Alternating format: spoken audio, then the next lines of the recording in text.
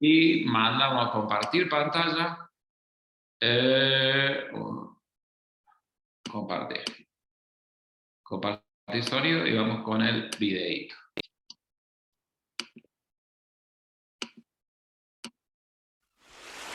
Esta es tu historia, esta es mi historia.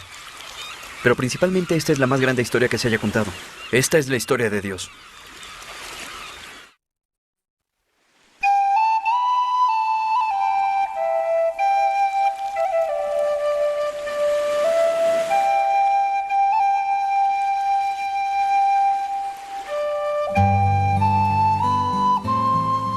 Jesús y sus discípulos salieron hacia las aldeas de Cesarea de Filipo. En el camino les preguntó: ¿y quién dicen que soy yo? Unos dicen que Juan el Bautista, otros que Elías y otros que uno de los profetas, contestaron. ¿Y ustedes, quién dicen que soy yo? Jesús les ordenó que no hablaran a nadie acerca de él. Luego comenzó a enseñarles: el Hijo del Hombre tiene que sufrir muchas cosas y ser rechazado por los ancianos, por los jefes de los sacerdotes y por los maestros de la ley. Es necesario que lo maten y que a los 3 días resucite. Habló de esto con toda claridad. Pedro lo llevó aparte y comenzó a reprenderlo. Pero Jesús se dio la vuelta, miró a sus discípulos y reprendió a Pedro. «Aléjate de mí, Satanás. Tú no piensas en las cosas de Dios, sino en las de los hombres». Entonces llamó a la multitud y a sus discípulos y les dijo: «Si alguien quiere ser mi discípulo, que se niegue a sí mismo, lleve su cruz y me siga. Porque aquel que quiera salvar su vida la perderá. Pero el que pierda su vida por mi causa y por el Evangelio la salvará. Porque ¿de qué sirve ganar el mundo entero si se pierde la vida? ¿O qué se puede dar a cambio de la vida? Si en esta generación adúltera y pecadora se avergüenzan de mí y de mis palabras, también el Hijo del Hombre se avergonzará de él, cuando venga en la gloria de su Padre con los santos ángeles». Sesión 25. Jesús, el Hijo de Dios.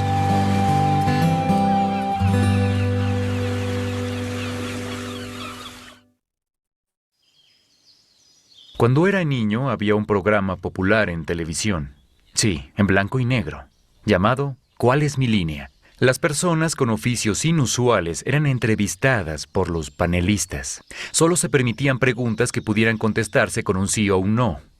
Al final de las preguntas, los panelistas intentaban adivinar la ocupación del concursante.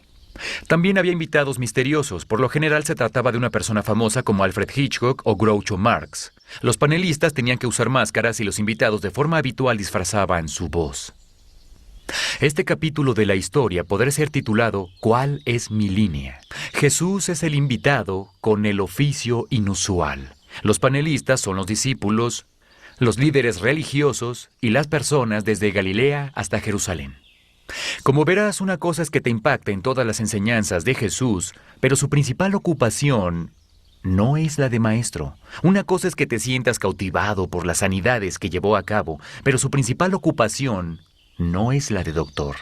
Incluso puedes sentirte inspirado por cómo vivió su vida y amó a las personas, pero su principal ocupación no era la de ser un buen tipo todo el tiempo. Todas esas cosas se suman a la evidencia de su verdadera ocupación. ¿Cuál es el oficio de Jesús? Comencemos con los discípulos. Jesús les dice: ¿quién dice la gente que soy yo? Unos dicen que Juan el Bautista, otros que Elías y otros que uno de los profetas. Contestaron. ¿Y ustedes, quién dicen que soy yo? Tú eres el Cristo, afirmó Pedro. Marcos 8:27-29. Pedro contestó correctamente, pero la descripción de trabajo del Mesías no era del todo exacta. Jesús comenzó a enseñarles: el Hijo del Hombre tiene que sufrir muchas cosas y ser rechazado por los ancianos, por los jefes de los sacerdotes y por los maestros de la ley. Es necesario que lo maten y que a los 3 días resucite. Marcos 8:31. A Pedro no le gustó la idea y decide reprender a Jesús. Y Jesús le responde: aléjate de mí, Satanás. Tú no piensas en las cosas de Dios, sino en las de los hombres. Él le dijo a Pedro que estaba 100% basado en la historia secundaria y no veía el plan de la historia primaria. Luego Jesús va a Jerusalén. Los líderes religiosos y los ciudadanos comunes son ahora los panelistas. Jesús va durante una fiesta popular para el pueblo judío llamada la Fiesta de los Tabernáculos, lo que significaba que la ciudad estaba llena de personas. La gente comenzó a adivinar la ocupación de Jesús. Algunos dijeron, es un buen hombre. Otros señalaron, no, engaña a las personas. Pero a la mitad de la fiesta Jesús se levanta y comienza a enseñar. Y hacen la pregunta, ¿cómo este hombre tiene tanta sabiduría sin haber sido instruido? Una buena pregunta que exige una buena respuesta. Después de escuchar sus enseñanzas, algunos de los panelistas trataron de adivinar, seguro este hombre es un profeta. Otros indicaron, es el Mesías. Y otros preguntaron, ¿cómo podría salir el Mesías de Galilea? ¿Acaso no dice la Escritura que el Mesías surgirá de los descendientes de David y de Belén, la ciudad donde vivió David? Vaya, esa persona tenía razón. Revisa los hechos. Jesús es del linaje de David y nació en Belén. Jesús comenzó entonces a darles indicios. Les dice, yo soy la luz del mundo. Solo Dios mismo es la fuente de luz. Luego afirma, yo soy de arriba, ustedes son de este mundo. Nosotros diríamos, yo soy de la historia primaria, tú eres de la historia secundaria. Solo Dios asevera que su hogar es el cielo. Alguien preguntó sarcásticamente, ¿eres mayor que nuestro padre Abraham? ¿Quién te crees que eres? Jesús replicó, Abraham, el padre de ustedes, se regocijó al pensar que vería mi día, y lo vio y se alegró. Ese fue el día en que Dios le dijo a Abraham en sueños que a partir de su nación serían benditas todas las personas. Jesús es esa bendición. Luego Jesús les soltó la bomba. Ciertamente les aseguro que antes de que Abraham naciera, yo soy. Juan 8:58. Jesús no solo está diciendo que Él ya existía antes de Abraham, sino afirma ser el gran yo soy. ¿Recuerdas que hablamos en el Antiguo Testamento de que Moisés fue a Egipto para liberar al pueblo? Moisés le pregunta a Dios, ¿quién debo decir que me envía? Dios le contesta, diles que yo soy, te envía. Ese es el nombre de Dios, Yahvé, Jehová. Las personas querían apedrear a Jesús. Ahora avancemos a la fiesta de la Pascua. Esta es la más antigua de todas las fiestas judías. Tal celebración conmemora el día en que el ángel del Señor pasó de largo las casas de las familias hebreas con hijos varones porque la sangre del cordero estaba sobre el dintel de las puertas de sus casas. Jesús se presenta en Jerusalén justo antes de que comience la fiesta. Es seguro que los panelistas se están acercando. Antes de entrar a Jerusalén, envía a sus discípulos al pueblo a buscar un asno. Ellos no saben por qué, pero lo hacen. Jesús se sube al asno y entra a Jerusalén.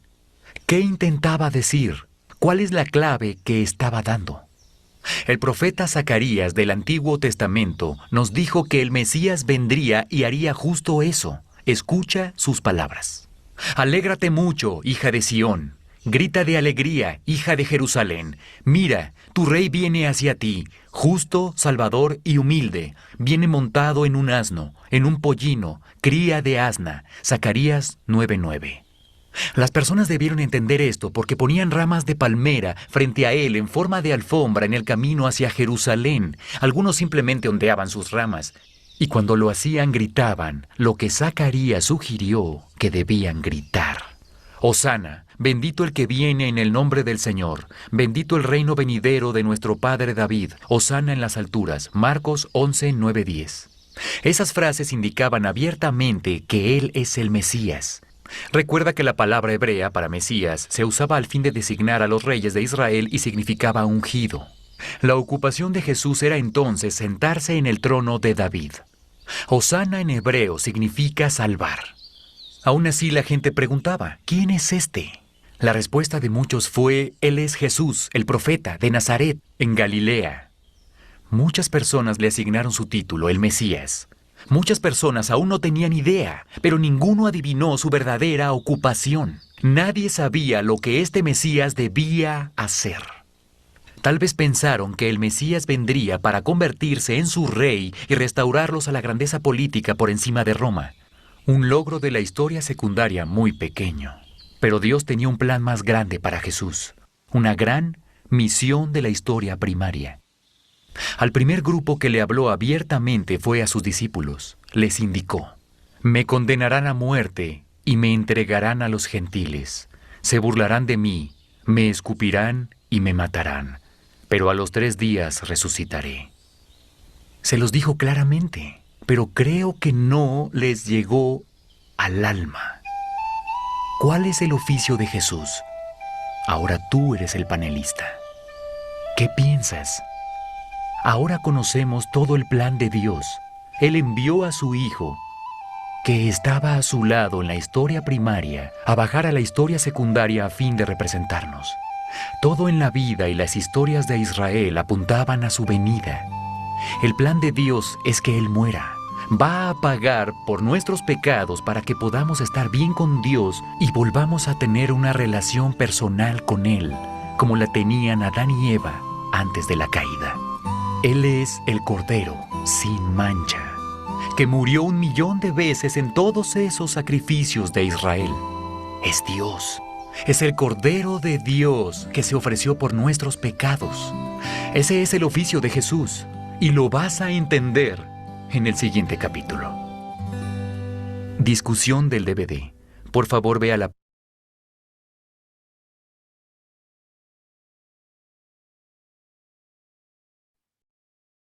Bueno, acá estamos. Este es el tercer o cuarto episodio que hablamos ya de la vida de Jesús acá en la tierra. Y las cosas se empiezan a poner tensas. Se siente la tensión en el aire, se empieza a respirar, porque como veníamos hablando, Jesús nació, vino a la tierra, se cumplieron los tiempos perfectos de Dios, y este era el momento para que venga el Mesías. Este momento hace 2000 años aproximadamente. Este era el momento para que venga el Mesías y empiece la verdadera libertad de sus hijos. Pero no solo eso, sino que después vimos cómo tuvo su infancia, cómo empezó el ministerio, y la clave que era responder a la pregunta: ¿quién soy yo y quién es Jesús? No sé si se acuerdan de ese estudio, hablamos mucho de que Dios le dijo: este es mi hijo amado, y ser hijo no hay mayor título que ser hijo. Y también a cómo respondamos a la pregunta ¿quién soy yo? Va a determinar mucho de nuestro día a día, nuestra vida, cómo vivimos, cómo nos movemos, nuestra estabilidad emocional y tantas otras cosas. Depende de cómo respondemos a la pregunta ¿quién soy yo? Y también, ¿quién es Jesús? Responde dónde vamos a pasar toda nuestra eternidad. Ni más ni menos que como respondamos a esa pregunta, ¿y quién es Jesús para nosotros? Es una cuestión de vida o muerte realmente. Es una cuestión de vida o muerte. Y el episodio anterior habíamos hablado de la parte de Jesús como maestro, y dividido en dos este ministerio de Jesús, en la parte más ascendente en cuanto a popularidad y en la parte descendente, ya cuando todos los líderes lo quieren matar y todo eso. La vez pasada hablamos de este primer curva ascendente, en que logra mucha popularidad y la gente lo empieza a seguir por los milagros, por lo que Jesús podía darle, y no por lo que Jesús estaba realmente, no por quién era Jesús. Entonces en un momento se da vuelta y le dice: ustedes me siguen por el pan que reciben de mi parte. Entonces, viste, che, qué palabras duras le dicen los discípulos. Más o menos está diciendo que no lo sigan. Che, ustedes tampoco me quieren seguir, no me sigan, no hace falta. Síganme por algo bueno. Entonces nos quedamos con la pregunta, la vez pasada, de ¿por qué seguimos a Jesús? ¿Seguimos a Jesús por lo que Él nos da o por lo que Él es? ¿Por lo que Él me provee o por la situación, porque es un consuelo, o realmente porque Él es el todo en nuestra vida? ¿Qué estamos dispuestos a hacer para seguir a Jesús? Y ahora en los episodios, en los evangelios, viene muy marcado el contraste. En el de Marcos habíamos dicho que la primera parte del evangelio de Marcos habla de Jesús como el Hijo de Dios, hasta el episodio en que lo reconocen ahí, que estaba en el videito que leímos también en la Biblia, de quién dice la gente que soy yo y quién dicen ustedes que soy yo. Tú eres el Mesías, el Hijo de Dios. Se llega a esa conclusión, bien sacada la conclusión, pero a partir de ahí Jesús se empieza a referir a sí mismo como el Hijo del Hombre, un título profético que apuntaba a la solución definitiva y no tan solo a parchar los problemas así como atando con alambre, ¿viste? Como el dicho de acá de Argentina, estamos todos con alambre. No atar con alambre, sino una solución definitiva. Y empezamos a ver cómo a partir de ahora Jesús empieza a perder popularidad, sobre todo con los líderes religiosos, empieza a haber mucha oposición. El Evangelio de Juan en esto es clarísimo. Empiezan a indagarse por qué con qué poder hace sus milagros. Empiezan a indagar qué es porque lo que le da poder. Empiezan a indagar y a ver, che, ¿quién es este? Y cuando Jesús empieza a decir, che, yo soy, cuando dice Jesús yo soy, para nosotros por ahí no entendemos mucho, pero el yo soy de Jesús era como Dios se reveló a Moisés en la zarza ardiente, en el capítulo 4 o 5, allá como hace 5 o 6 meses cuando empezamos el estudio, el yo soy es yo soy el que soy. Yo soy el que existía, el que existo y el que... No, mi existencia no depende de nadie. Yo soy Dios, el uno. Y cuando Jesús estaba diciendo yo soy y diciendo todas las cosas que él era a lo largo del Evangelio de Juan, él dice 7 cosas que es, estaba diciendo yo soy Dios. Y llega al punto ese en que le preguntan, antes que Abraham sea, yo soy. Y ahí todos agarraron la piedra porque entendían que estaba diciendo que era hijo de Dios y ellos no les entraba el concepto de que Jesús era verdaderamente el hijo de Dios y empezaron a perseguirlo para matarlo una y otra vez, hasta que, adivinen qué, en el próximo capítulo les voy a spoilear la historia. Les voy a spoilear la historia. Lo matan a Jesús, pero el spoiler es, al tercer día resucitó. In your face, muerte. Toma pa' vos, sacala a bailar. Pero bueno, ya la historia está spoileada, pero mientras tanto nos centramos en este pequeño capítulo, de estos pequeños capítulos de un par de años, en su ministerio, cuando su ministerio empieza a ser revelado en qué va a ser. El Hijo del Hombre tiene que sufrir, empieza a decir. Al Hijo del Hombre lo van a matar, pero lo van a escupir, lo van a golpear, pero al tercer día va a resucitar. ¡Wow! Empieza a tirar algo que no estamos esperando, no estaba esperando ninguno en su audiencia ese mensaje. Nadie se esperaba que Jesús diga eso. Nadie esperaba ese concepto de un rey. Y no los acuso, porque yo tampoco creo que lo hubiese esperado. Vayamos a esa época con la mente. ¿Vieron alguna de esas películas de reyes, de imperios, de reinos? No sé, puede ser una como El Señor de los Anillos, con esas cortes reales. Puede ser alguna serie de estas que son muy populares, algunas que están buenas, otras que se desubican y se van al pasto, no importa, alguna de esas series en la cual el rey es el que reina con justicia y el rey es el que están todos para servirlo, todos hacen cosas para este rey. Pero acá el rey Mesías, el enviado, empieza a revelar que su misión no era que lo sirvan a él, sino servir a los demás. Si nos transportamos a una de esas series, que el rey diga que él tiene que servir a los demás, no suena muy lógico. Hay un texto en Marcos, creo que Marcos 10:23, no me acuerdo exacto, 10:53, no me acuerdo exacta la cita, no la tengo anotada acá, que dice, pero el Hijo del Hombre no vino a que le sirvan, sino que vino a servir y a dar su vida en rescate por muchos. Bueno. No sé si se acuerdan todos los capítulos anteriores de la historia que vimos, porque vimos capítulos en que los reyes fracasaron delante de la presencia de Dios. Los jueces hicieron lo malo. Todo terminaba en una espiral. El pueblo de Dios, una y otra vez, terminaba en una espiral en que todos los reyes terminaban mal. Todos los jueces echaban moco, terminaban mal. Todos los líderes terminaban fallando. No había esperanza de una recuperación porque la historia había demostrado que la historia que nos trajo hasta hoy había demostrado que todos habían fracasado uno tras otro. Y en el concepto general era, va a venir un rey perfecto que nos va a liberar de los romanos, del yugo, y va a ser un reino justo y vamos a poder vivir bien, y a ese rey vamos a seguir. Y ahí está toda esta expectativa de que Jesús agarre las armas, se arme un ejército y conquiste Roma.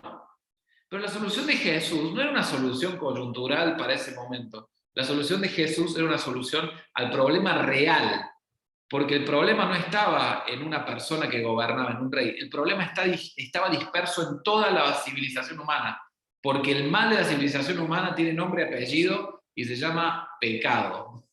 Se llama la maldad, no la maldad tanto que está fuera nuestro, que siempre la culpa la tiene el otro, sino la maldad interna. Y para lidiar con ese pecado tendría que haber un perdón. Y para que haya ese perdón tenía que haber un sacrificio. Y alguien tenía que pagar el costo para que ese sacrificio, el costo de ese sacrificio, para que nosotros podamos tener una solución definitiva, no un parche.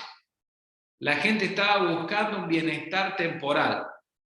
Y acá es cuando se nos vuela la cabeza, porque Jesús empieza a revelar que su misión no era como lo pensaban todos. Su misión no era venir y liderar, gobernar un tiempo, dejar unas leyes que funcionen. Eso había demostrado que no funcionaba, porque el problema no estaba en las leyes ni en los líderes. El problema estaba dentro de cada uno de los seres humanos que tenemos adentro nuestro la semillita de la maldad. Ya David se daba cuenta. El rey ejemplar dice, en pecado fui concebido, o sea, desde que soy bebé fui concebido con esta semillita de maldad.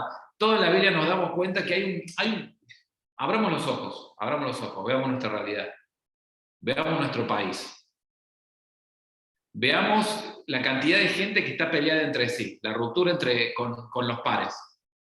No me digan que ahí no tiene que haber una solución definitiva, no va a venir un político salvador, porque las relaciones siguen rompiéndose a nivel estatal, a nivel social. Estamos viviendo un clima socialmente agitadísimo. Abramos los ojos, leamos las noticias, metete en cualquier medio, ni estoy hablando de política, pero metete en cualquier medio y vamos a ver que hay un problema serio a solucionarse. Hay un problema serio que vos decís, ¿qué político quiere agarrar esta bomba que está entre nuestras manos? Esta bomba económica, social, está rota nuestra sociedad, ¿nos damos cuenta? Y vos decís, bueno, Argentina, ojo, que vos te vas al resto del mundo y hay un problema mucho mayor que no hay un político mesiánico que pueda solucionar. Estamos rotos muchas veces con la naturaleza, estamos haciendo estragos. Estamos rotos con nosotros mismos, crisis de autoestima, crisis de no saber, crisis de falta de identidad, que estamos haciendo énfasis en los últimos estudios, que no sabemos responder a la pregunta ¿quién soy? Estamos rotos, no sabemos perdonarnos, no sabemos vivir con lo que nos pasó. Y yo entiendo que hay situaciones traumáticas, yo simplemente estoy tratando de graficar, y no estoy quitándole peso a esas cosas, estoy tratando de graficar que si abrimos los ojos vemos la realidad rota, ¿o no? Vemos países rotos, sociedades convulsionadas, relaciones rotas, relaciones con nosotros mismos rotas y mucha indiferencia para con Dios. La relación en última instancia con Dios rota. Hay un teólogo que le llama esto las 4 rupturas. La ruptura con nosotros mismos, la ruptura con el contexto, la ruptura con los demás y la ruptura con Dios. Entonces abrimos los ojos y vemos, ¿y la solución de ahora qué sería? ¿Que venga un político mesiánico? El año que viene tenemos elecciones, ni siquiera están postulados, así que puedo hablar con libertad.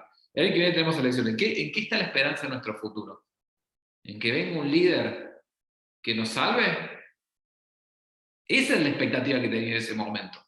Esperaban que venga un líder que los salve, que les saque el yugo, que les baje los impuestos, que les dé alimentos, que les provea para sus necesidades. Esa es la expectativa. Es más, cuando Jesús entra en ese texto que sabemos que entra a Jerusalén montado en un asnito, en un burrito, la gente, ¿qué hace en ese momento? Lo quiere ungir rey. Lo quiere ungir rey. Hay varios elementos que son claramente eso. Empieza a decir, Hosana, salva, salve, salvanos, aleluya, sea alabado. O sea, quiero que seas el Mesías al que viene, al hijo de David. O sea, están reconociéndolo, su ascendencia, están reconociendo, este es el líder que nos va a salvar. Este es el líder que nos va a salvar. Y le empiezan, no sé si vieron, conocen que antes de la Pascua está el Domingo de Ramos, ¿no? el domingo en que se tiran hojas, y en la Biblia dice que son hojas de palma, de palmera, que iban poniendo en su camino. La hoja de palmera, no llegamos a charlarlo, pero simbolizaba era un símbolo de la victoria, la rebelión que había pasado con los macabeos, unos 200 y pico de años antes. Estaban diciendo, estamos listos para la revolución. Estamos listos para la revolución. Una semana antes, después de que lo cuelguen en una cruz, ¿no? Una semana antes de que lo cuelguen en una cruz, estaban diciendo, estamos listos para tomar armas, acá vamos, nos metemos y vamos a reventar todo. Y acá con esa expectativa, porque quiero que algo nos quede claro, porque tenemos este concepto dentro nuestro de que un liderazgo de un hombre falible como nosotros nos va a sacar adelante. Y no es para tirar mala onda, pero si no está solucionado el problema de fondo, vamos a seguir viviendo de crisis en crisis personal, crisis en crisis social, económica, política, mundial, guerras, porque la explicación dice, Santiago dice, ustedes se preguntan de dónde salen las guerras salen de su propio corazón, de la codicia que tienen. Piden y no tienen porque piden mal, piden para sus propios placeres, piden para ustedes mismos, son egoístas. El mal está dentro. Hay una canción de Ulises de Rescate, un gran artista, que dice, el mal está dentro, y el mal nuestro está dentro y quiere salir, es un veneno, y no para este veneno. Basta el corazón, necesito de tu antídoto, dice, necesito de tu amor. De tu perdón, no de tu amor, de su amor también necesitamos, pero lo que decía Ulises era necesito de tu perdón. Porque la maldad está dentro y el problema es mucho mayor que el contexto. Mirá, y déjame graficártelo cómo esperamos. Muchas veces un político que nos salve, esperamos un Messi que cuando estamos perdiendo 3-0 agarre la pelota y haga 3 goles, esperamos que en nuestro trabajo venga alguien y de golpe pase algo mágico, porque ponemos mucho la mirada en las personas. Ponemos mucho la mirada en las personas. Y Jesús, en ese momento de tensión, porque la tensión estaba en el aire, se podía cortar, se venía la fiesta de la Pascua, se venía toda una situación así compleja. Esa tensión, Jesús la corta revelando su verdadera misión. Che, a mí no me van a levantar como rey, a mí me van a matar en una cruz. Y mi victoria va a ser mucho mayor porque voy a resucitar. El Hijo del Hombre no vino a que le sirvan, sino a servir y dar su vida por rescate a muchos. Y hay un ejemplo que es un ejemplo que queda grabado a fuego y que quiero que si lo tienen lo busquen conmigo porque es un quiebre. En esta parte Jesús empieza a revelarse mucho más claro y empieza a decir su misión mucho más clara, principalmente a sus discípulos. Empieza ese gran ministerio público, un ministerio más privado, con los que iban a llevar esta noticia después a todo el mundo. Empieza a ser un ministerio mucho más privado, de lo íntimo, de enseñarle bien a pocas personas y de perder esa popularidad y esa masividad del ministerio público. Y hay un capítulo que es quiebre en el Evangelio de Juan. En el Evangelio según San Juan viene hablando de que hace un milagro, le da la vista a un ciego y empiezan a dudar, empiezan a investigarlo y después hace otro milagro, resucita a Lázaro y ahí ya empieza la conspiración para matarlo. Ahí ya cuando ya llegó un límite, che, este está haciendo demasiado, vamos a ir y a matarlo. María lo unge, está esta historia de María que lo unge para el entierro, él dice, me está ungiendo para cuando me maten, o sea que yo lo tenía clarísima. A Jesús no lo mataron, Jesús dio su vida voluntariamente, es un hecho no menor. Entra triunfalmente a Jerusalén, Jesús vuelve a predecir su muerte, dice, yo pongo mi vida por ustedes, yo la pongo, no es que me la quitan, yo estoy entregándome. Y después hay un episodio donde Jesús sabe quién es, sabe de dónde viene, sabe a dónde va. Entonces ahí es el clímax de todo. Juan 13:3 dice, sabía Jesús que el Padre le había puesto todas las cosas bajo su dominio. O sea, Jesús ya sabía efectivamente quién era. Sabía quién era el Hijo, su Padre ya le había dado todo bajo su dominio. Y que había salido de Dios. O sea, sabía, che, yo soy el Hijo de Dios y sabía que a Él volvía. O sea, tenía ya la identidad solucionada. Ya sabía su misión, ya sabía quién era, ya sabía lo que le tocaba. Y ahí viene la tensión. Cualquiera de nosotros, ¿qué hubiese hecho sabiendo la misión o estando en el lugar de Jesús? Agarro, saco una espada y aniquilo a todos, no sé, tiro un poder, empiezo a tirar rayos, no sé, yo sé que Dios puso todo bajo mi dominio, sé de dónde vengo, sé que vuelvo al Padre, yo agarro y me envalentono y me empiezo a conquistar. ¿Saben qué hizo Jesús? ¿Saben qué hizo Jesús? Imagínense este contexto. Ya Jesús estaba en el punto donde la gente quería ya que asuma el liderazgo, ya quería proclamarlo rey. ¿Saben qué hace Jesús? Agarra una toallita, se la pone al costado, se arrodilla y empieza a lavarle los pies a sus discípulos. Porque los discípulos no habían entendido nada, no habían entendido de qué se trataba. El momento en que Jesús tenía claro a qué se dedicó, a qué vino Jesús, a servir, había dicho que había venido a servir, y en ese momento, ¿qué hizo Jesús? Demostró en la práctica su verdadera misión. Porque el Hijo del Hombre no vino a ser servido, sino que vino a servir y a dar su vida en rescate por muchos. Y claro, a Pedro esto no le entra en la cabeza. Dice, che, el rey que vamos a proclamar ahora me está lavando los pies a mí.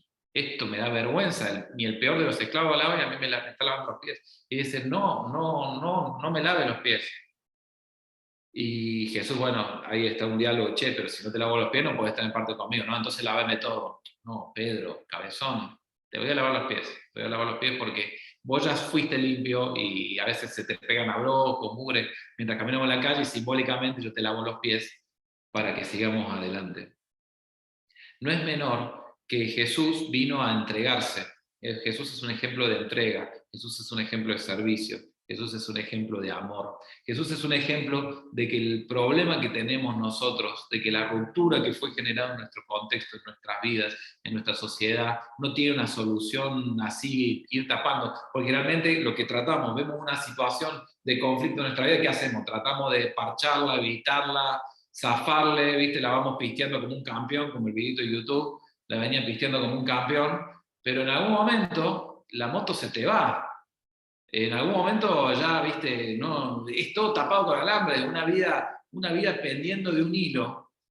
Y Jesús vino, y Jesús en ese momento, pasan los episodios de que vamos a empezar a ver que Jesús decide ir a la cruz por vos y por mí, decide darle una solución definitiva al sacrificio que deberíamos estar haciendo vos y yo con nuestra propia vida, porque la paga del pecado y la paga de nuestra maldad, de nuestra ruptura, de estar tan rota, la paga de eso es la muerte. Primero la muerte, muerte espiritual, estar alejado de Dios. La paga del pecado es la muerte, estar alejado de Dios. Y también la muerte física y eterna, estar para siempre lejos de Dios. Y esto es algo que la Biblia dice. Estar lejos de Dios por toda la eternidad, ¿viste? Hay muchos que le llaman infierno. En la Biblia mismo se habla mucho del infierno, el Hades, el Seol, un montón de conceptos. No es mi objetivo meter miedo porque el amor verdadero quita el temor. Pero la decisión de cómo nos paremos con esto determina mucho de cuán profunda es la solución a nuestros problemas, a nuestra ruptura. Si nosotros tratamos de tapar el pozo o buscar a Dios porque quiero que se me solucione este problema, pasó mañana voy a tener otro, y después otro, casi como Bad Bunny cantando hoy tengo una, mañana otra, ¿no? Y uno tras otro, pues nos seguimos. El problema no está en el contexto. El problema no está en el contexto, el problema es desde adentro hacia afuera. Y para que haya una solución de fondo tenía que haber alguien que pague ese costo. Y Jesús empieza ya a irse hacia ese lado de servir y dar su vida por el rescate por muchos. Se arrodilla, empieza a servir, empieza a explicar, empieza a amar, se empieza a entregar voluntariamente, paso a paso. Y empezamos a tener sermones hermosos de Jesús. Ahora los domingos estamos analizando el sermón de la montaña, que es en la parte donde Jesús estaba empezando su ministerio.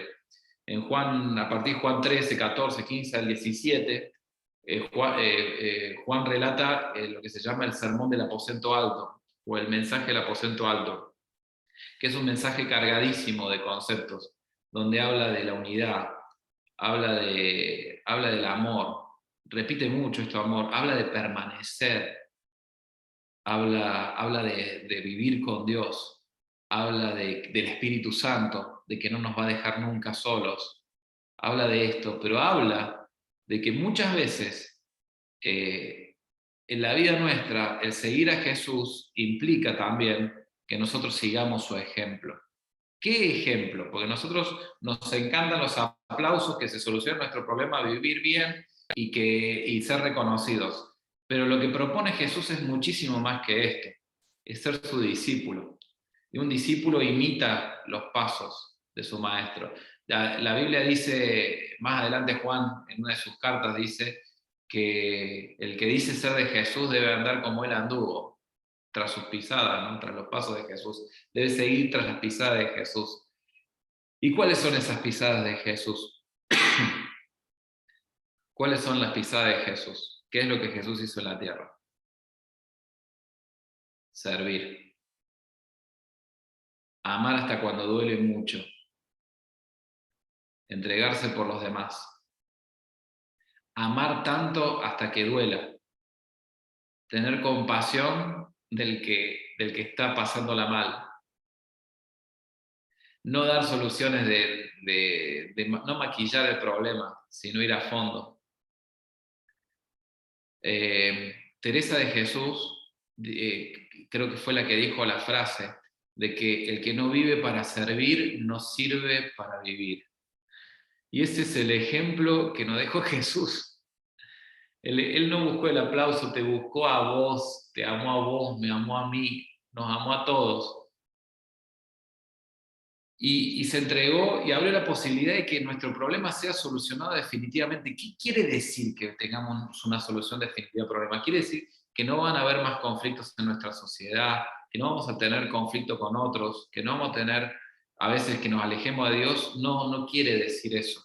Quiere decir que estamos en un proceso en el que nuestra verdadera identidad está siendo revelada, en que estamos creciendo hasta parecernos más a Jesús, en que estamos, el que quiere seguirme, niéguese a sí mismo. No estamos corriendo del centro de la escena nosotros, para que el centro de la escena de nuestra vida sea Jesús.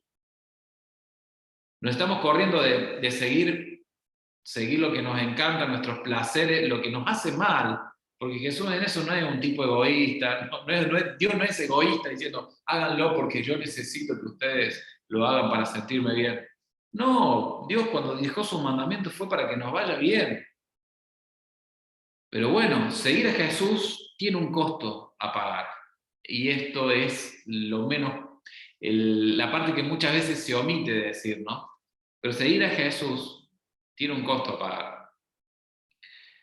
Muchas veces Jesús dejó muchísimas cosas de lado suyas. Y a nosotros nos va a tocar dejar muchas cosas de lado si realmente decidimos seguir a Jesús. Hay un pasaje que habla del costo del discipulado, creo que está en Lucas, si no me equivoco, 14, que habla, ¿quién de ustedes si va a construir una torre no se pone primero a calcular cuánto tiene, cuánta plata tiene, para ver si puede levantar la torre? No vaya a ser que la esté levantando a la mitad y no le dé más el cuero, no pueda poner más plata y sea un hazme reír de todos, porque no llegó a levantar la torre. ¿Y quién de ustedes, si viene un ejército de 10.000 contra ustedes y ustedes tienen 1.000, quién de ustedes no calcula? Y si sabe que no le va a dar la nafta, va y hace una negociación del camino como para hacer las paces. Bueno, el que quiera seguirme a mí tiene que calcular, porque hay un costo de seguirme. Hay un costo de que muchas veces vamos a tener que dejarnos nosotros de lado para servir. Hay un costo que muchas veces vamos a tener que nosotros dejar de lado para perdonar. Hay muchas veces que vamos a tener que corrernos del centro de nosotros, negarnos a nosotros mismos, morir a nosotros mismos para servir, amar, perdonar, para estar a disposición del otro, para seguir el ejemplo de Jesús.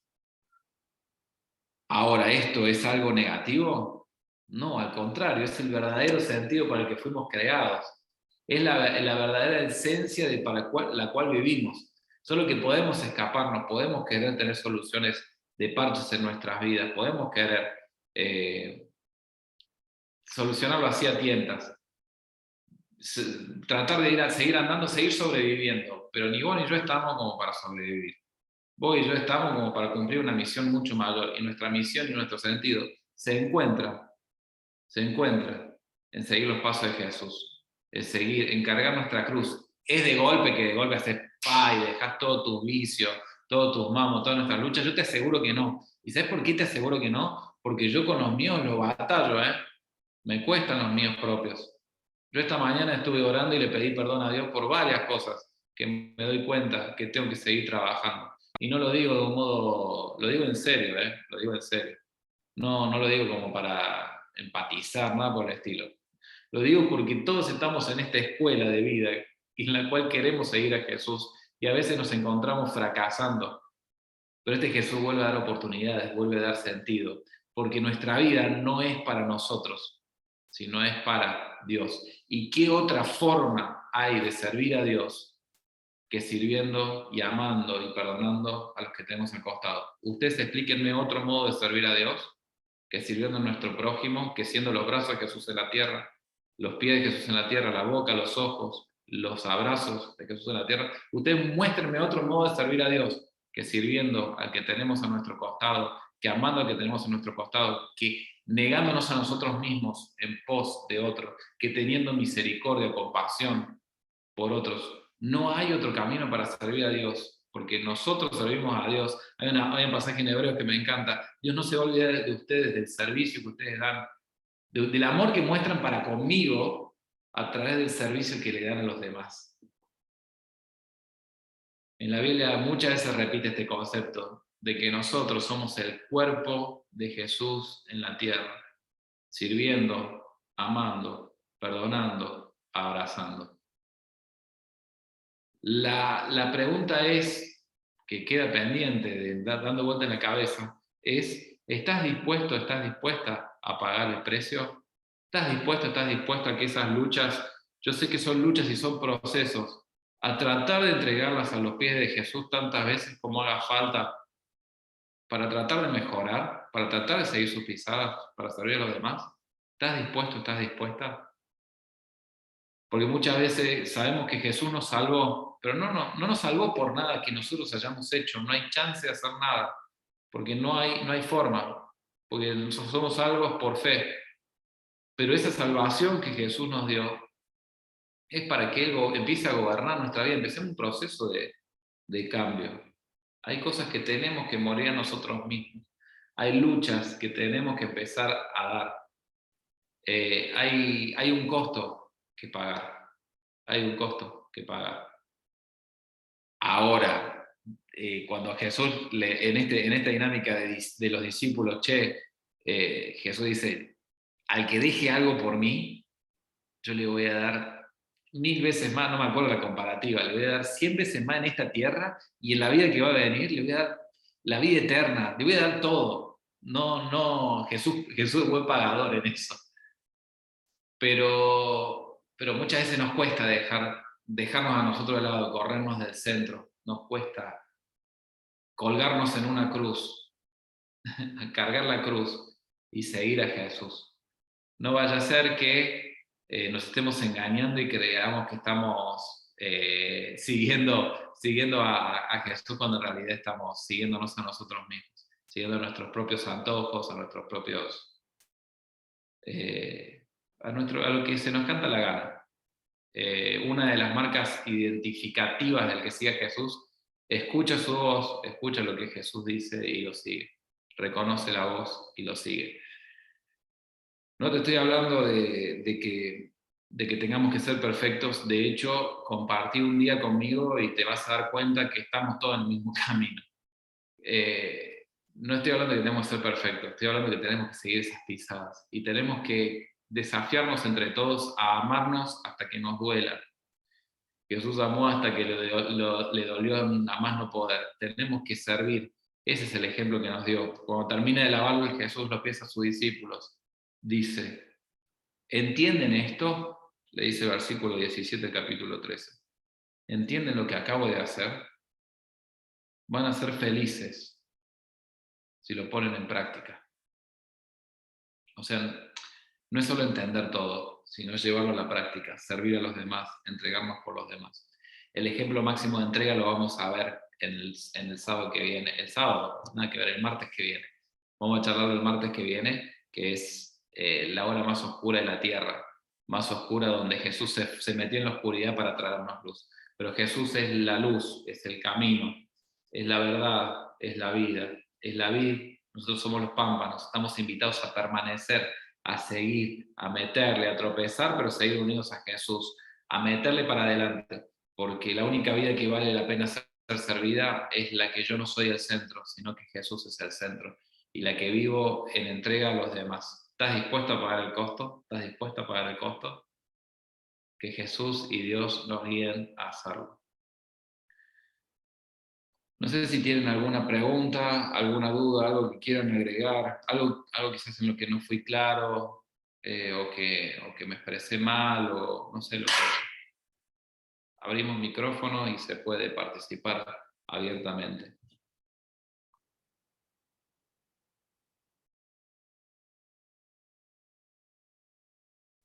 No, yo creo que dejaste mucha intriga para el martes que viene, Marcos. Estuviste muy bien. Se nota que estudiaste algo de marketing, administración de empresas. Lindo, lindo el ejemplo de un líder que fue completamente antagónico, ¿no? A todos los líderes, entre comillas, de la época. Mismo lo podemos traer a la actualidad, ¿no? Un líder que justamente hace lo contrario a lo que la mayoría cree. Ah, me parece que es algo súper interesante, y cuando hablabas de seguir el camino, ¿no? De las huellas que nos dejó marcadas, yo pensaba, mientras te escuchaba, qué loco y qué interesante, ¿no? Es como que de alguna manera tenemos el camino marcado, no es que estamos perdidos, tenemos un rumbo, tenemos un trazo ya marcado, es cuestión de seguirlo, con las dificultades que se puedan presentar en el día a día, en la vida, pero qué lindo esto de tener de que él ya nos marcó el camino y sabemos cuál es el rumbo, ¿no? Y sabemos que también no estamos solos. Me parece que es una palabra muy alentadora para mirar adelante y seguir. Sí, totalmente, totalmente. Tenemos un sentido eterno. Hace falta saber quiénes somos y meterle para ese rumbo. Totalmente. ¿Alguien quiere preguntar, opinar, tirar algo? Está la posibilidad. Y si no quiere, tampoco pasa nada. Me puedo poner a cantar una canción mientras tanto. No, mentira, no voy a ser tan malo con ustedes.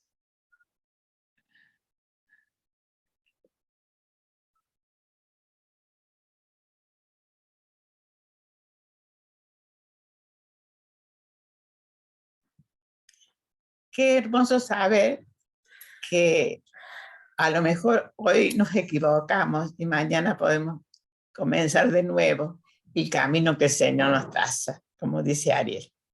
Es tan grande su amor que cada mañana es nueva su misericordia, cada mañana Él nos abraza nuevamente, cada mañana nos ayuda a caminar con Él, pero tenemos que buscarlo.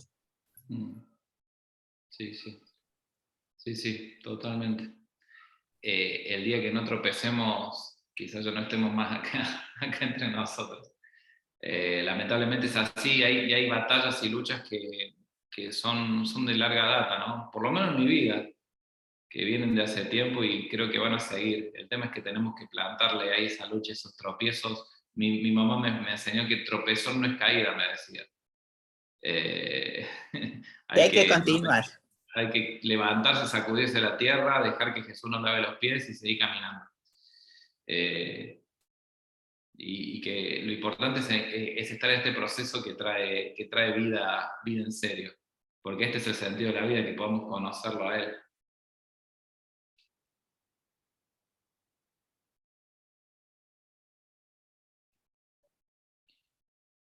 Bueno, están callados hoy, como digo, o no han habido dudas, o quedó todo un poco claro.